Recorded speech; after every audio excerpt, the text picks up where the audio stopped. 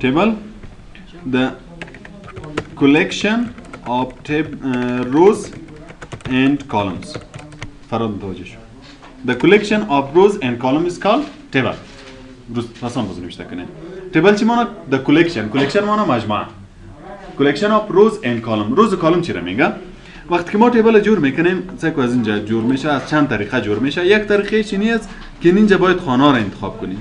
سعی هر قدر خانه را که انتخاب میکنیم اون قسم تیبل بر توش جور میشه. حالا اینی خانه که است، اینی خانه را روز و کالم میگه. اینی قسم کالم، اینی قسم که هستن این یک لاین. این را کالم میگه. این عمودی که میباشه ورتیکال یا را کالم میگه و این قسم افقی که هستن این را چی میگه؟ رو. حالا ما اینجا چند روز جور کردیم؟ یک رو. این یک روز. چند کالم داره؟ این قسمش باز کالم است. چند کالم داره؟ سعی که 1 2 3 4 5 6 7 8 9 کالم داره. این قسم عمودی که هستن این را کالم میگه و افقی که است او را رو میگه. مجموعشون باز چی است؟ تیبل. تیبل چی است؟ The collection of rows and column. مجموعه روز و کالم هستن. وقتی که جور میکنه این از اینجا سعی که مثلا من این قدر جور میکنم. اونجا تعدادش نوشته میشه. این بالاش میبینید چند است؟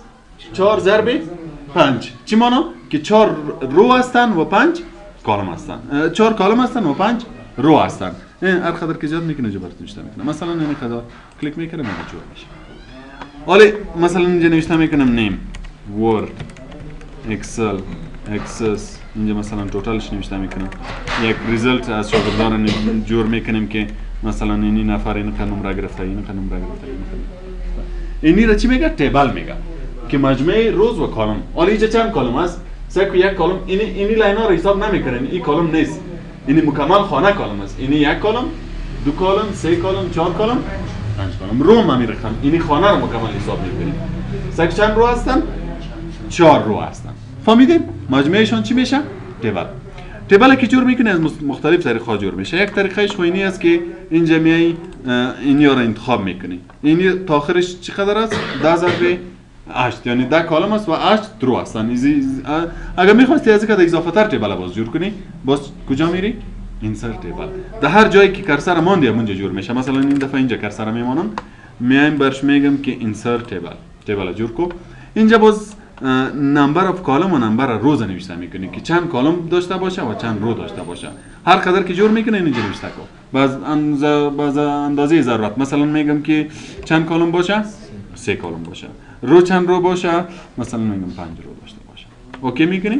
سکر تیبل جور شد که چند کالم داره؟ 1 2 3 و 5 روز داره. این دیگه طریقه از جور کردن تیبل هستن که هر چند روز کالم جور میکنی. دیگه طریقش چی رقم است که اینجا بیای اول کرسر بانی که در جای جور میکنی باز میایم این درا تیبل است. درا چی مانا؟ رسم کردن. این را که کلیک کنیم باز چی میشه؟ اینجا شکل پنسل میگیره. ولی خود درا میکنی، رسم میکنه هر قدر که جور میکنی. فهمیدین؟ این تیبل جور شد. باز میتونی که دی کالم ها را جور کنی. چند کالم شد؟ 3. رو را جور کنیم. چند رو شد؟ 2 رو شد. این 3 رو شد. این دیگه طریقه از تیبل جور کردن. فهمیدین؟ درا. دیگه ایش از convert text to table. convert چی مانا؟ تبدیل کردن. تیبل تکست با تیبل. تکست خط میگنه که خط با تکست چنج کنی. این دیگه طریقه ایش است. مثلا اینجا تیار خط نوشته است. این نوشته است نیم. اینجا نوشته است علی ولی احمد. حالا میخوایم که این خط که نوشته است این را در تیبل بندازم که از این تیبل جور شود. باز انتخاب کو، کلش سلکت کو، بعد از اینجا بیا و convert text to table. این را کلیک کو. اینجا برات میگه که در چند کالم و چند روز بیایم. فعلا خودش چند انتخاب کرده؟ یک کالم به خاطر که یک کالم هستن نه؟ و روز چند انتخاب کرده؟ 4 به خاطر که چند نام هستن؟ 4 چیزا هستن. اگر زیاد میگه زیاد اگر نه اوکی کنی میره در تیبل بندازه. این دیگه طریقه جور کردن تیبل هستن. دیگه طریقه چی رقم است؟ اینجا کرسر ماندیم. insert. اینجا چی است؟ اکسل سپردشیت. این از پروگرام اکسل باز اینجا تیبل بر جور میکنه. پروگرام اکسل که است و خودش تیبل داره و برای ریاضی و چیزا زیاد استفاده میشه. در روز اول در معرفیش برات گفتیم که ماتماتیکال لوجیکال ورک دی میشه. اگر میخوای که از این کدام تیبل اینجا بیاری کرسر اینجا میمونی بازی را کلیک میکنی. این را که کلیک کردی این اینجا پروگرام اکسل برات باز میکنه. سکی پروگرام اکسل است. میبینی؟ در اینجا که چیز نوشته کردی یعنی اینجا میاد. پس اگه تغییرات میوردی سر از این دبل کلیک میکنی این پس در اکسل میره. مثلا نام چیزا رو نوشته میکنم اینجا.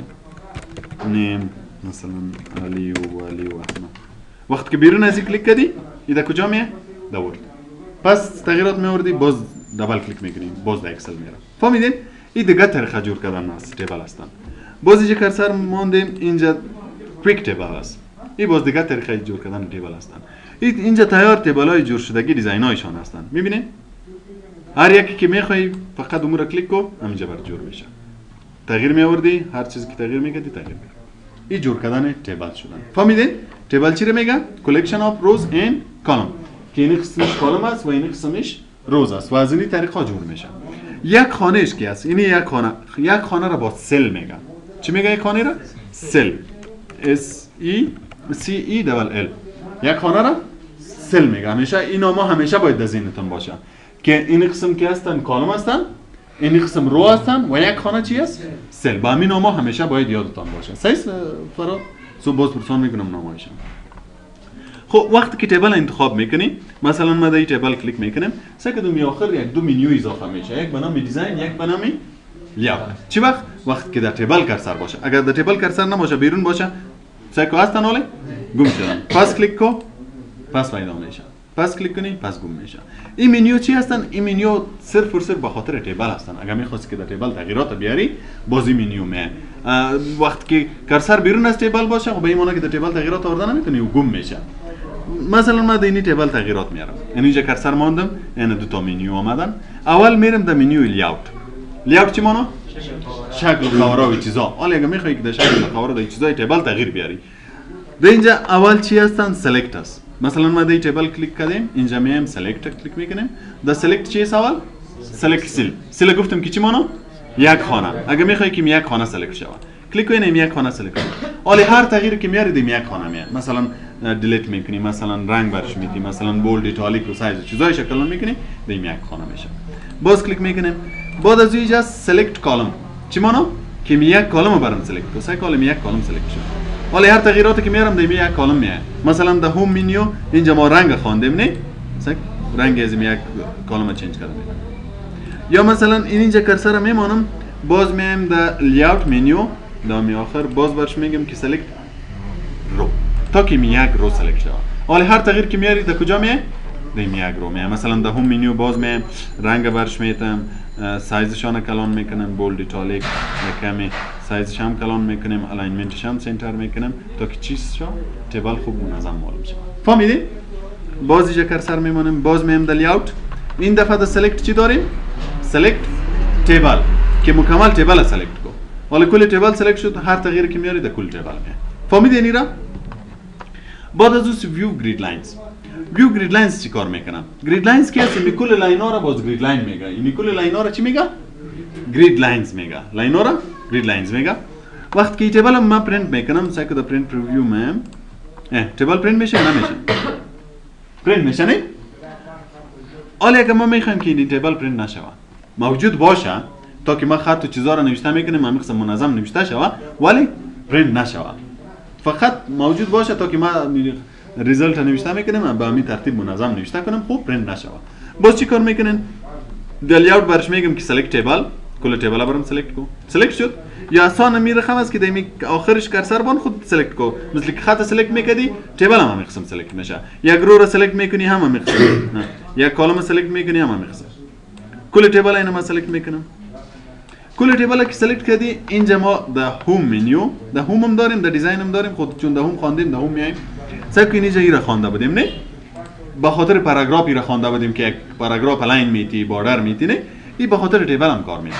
مثلا من اینجا میگم که چی باشه نو باردرش نباشه کلیک کو سعی کال تیبل موجود است خط که نوشته میکنی با مو ترتیب نوشته میشه میبینین با مو ترتیب نوشته میشه ولی تیبل نشان نمیده. وقتی که پرینت میکنی چی رقم چک هستن نیستن فقط مو رنگ دادیم و رنگش معلوم میشه. رنگش هم بیخی پس میکنیم که هیچ معلوم نشه. رنگش هم سلکت میکنیم میگم رنگش هم پس نو کلر شد. حالا این سک تیبل موجود است ولی وقتی که در پرینت میای هست نیست. اگر میخوای که اینجا باز برات معلوم شود به خاطر که خط منظم نوشته میکنی برات معلوم شود ولی در پرینت نبیای بعد از اون میای در لیاوت این ویو گرید لاین کلیک میکنی. ویو چی معنی؟ نشان دادن گرید لاین لاین ها رو میگنه کلیک کو سیکل معلوم میشه. میبینین حالا معلوم میشه وقتی که خط نوشته میکنی خوب صحیح منظم در تیبل نوشته میشه، ولی که پرینت میکنی در پرینت باز نمیاد. اصلا در پرینت ایرا ویو گرید لاین میگه. اگر پس میخوای که پرینت شوه باز کلش انتخاب کو، باز بیا در بوردرز، اینجا آل بوردرز کلیک کو تا که پس کل آل بوردر بیاد. حالا اینا پرینت میشه. حالا که بیای در این صورت باز اینی کاماند حالا اگه ای کلیک باشه می ویو گرید لاین، اگر نباشه فرق نمیکنه، به خاطر که آلردی اینجا معلوم میشه، تیاران معلوم میشه نه. ایرا میگه ویو گرید لاین. بعد از این پراپرتیز چی کار میکنه؟ اینی آپشن هایی که کلش در این منیو هستن ای باز کلش در پراپرتیز هستن. خب اول از اینجا میخوانیم باز میرم در پراپرتیز میگیرم. در باز چی داریم؟ درا تیبل. چی مانا؟ رسمی تیبل مثل بیشتر که اونجا خواندیم اینجا هم قسم است. اگر ما درا تیبل کلیک کنیم پنسل میتونیم که مثلا در این تیبل تغییرات بیارم، اینجا یک کالم اضافه کنیم، یک رو را اضافه کنیم، در هر جای تغییرات بیارم. اگر ریزر را کلیک کنیم باز چی میشه؟ پاکش میکنه. هر کالم هر لاین که کلیک کنی اون پاک میشه. میبینید؟ فهمیدین؟ بعد از اون دیلیت. چی مانا؟ که دیلیت کو. کجا را دیلیت کو؟ سعی اینجا باز ما سل داریم، کالم داریم، رو داریم و تیبل داریم. تیبل چی مانا؟ مکمل تیبل دیلیت کو. در هر تیبل که کلیک کنیم، کلیک کو مکمل تیبل دیلیت میشه. پس اندو میکنیم که بیاین. و اگر در اینجا در این برش بگیم که دیلیت کالم. در هر کالم که کرسر باشه اون کالم دیلیت میکنه. مثلا در کرسر در این کالم نیم هستن که علی ولی یا نوشته هستن، میگم دیلیت کالم تا که اون کالم دیلیت شه. و اگر رو را دیلیت میکنه، مثلا اینی رو را دیلیت میکنم، فقط اون رو کلیک کو. باز اینجا بیا دیلیت رو تا که اون رو را دیلیت کنم. اگر یک خانه را دیلیت میکنی، مثلا اینی خانه را دیلیت میکنم، این نیم که نوشته است، باز میای دیلیت سل کلیک میکنی. ولی دیلیت سل که کلیک میکنی اینجا یک چند تا آپشن میاد. این تو نمیشه که راستن دیلیت شه. راستن دیلیت نمیکنه. اینجا چی میگه؟ وقتی که اینی خانه را دیلیت کنی در جای اینی خانه چی میاری؟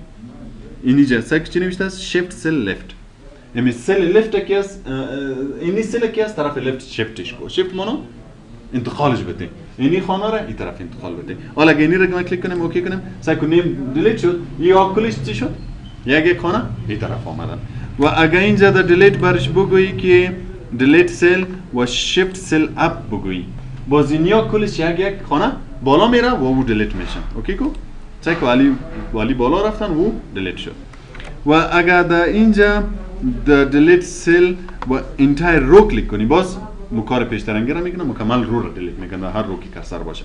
و اگر دیلیت انتایر کالم کلیک کنی، باز مکمل کالم را دیلیت میکنه. این دیلیت شد.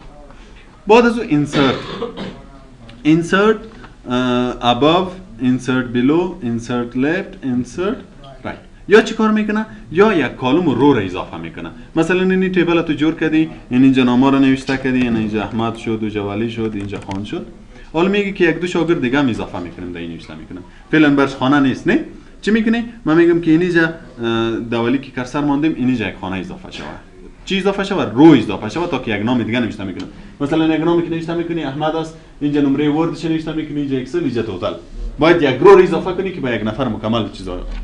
باز اینجا کرسر میمانی، اینی دو تا که از رو اضافه میکنه. سعی کو insert row above. insert چی مانا؟ اضافه کو رو above بالا. جایی که کرسر ماندیم، مثلا دوالی کرسر ماندیم، اگه کلیک کنیم بالا از یک رو اضافه میشه. دیدین؟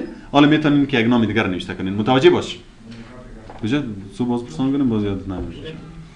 و اگر insert رو بلو کلیک کنیم، مثلا ما کرسر باز دوالی ماندیم، اگر بلو کلیک کنیم باز چی میشه؟ زیرش خانه میاد.